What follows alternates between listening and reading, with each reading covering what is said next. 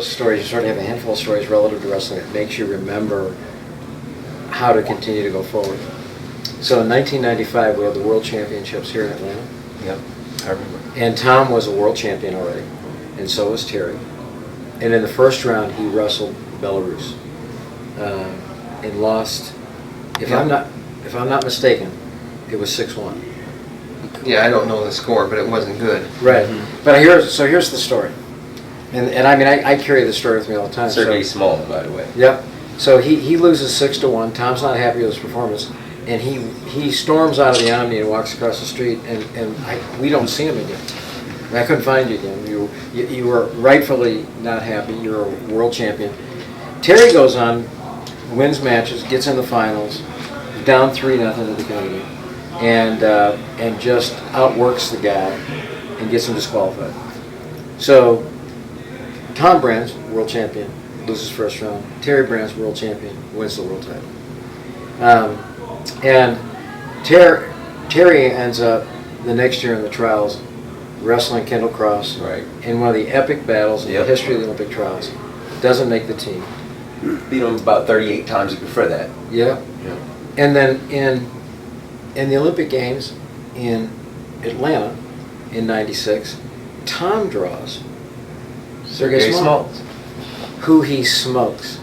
So that was 5-0, right? So blanks him. Yeah, I think it was 5-0. It was something. I think that was good. Yeah. One's bad. Yeah, exactly. Yeah. As I recall, losing 6-1. As I remember the match, I thought it was 6-0. And so we're talking about a 13-point swing. Right, in 1 year. Yep. One guy loses as a world champion to a great wrestler from Belarus, comes back, uses it, and actually draws the same guy in the first round, which also describes a lot of the equality of the Olympic movement, because you just can't get a seed. I don't care who you are. You can draw the next best guy in the world if you're the best guy in the world the same day. Goes out and beats him, and then instead of sitting back on that, gets better every match. Doesn't get touched in the games. Doesn't get touched. Just literally devastates the field. In fact, you were wrestling so well that the Japanese athlete that you drew in the finals, I think he was Korean athlete you wrestled in the finals, actually you could tell didn't want to be there. Just he would have been happier. That's kind of the idea, but Right. there's a behind-the-scenes story in the hallway in '95 too. Terry won before, and then I wrestled.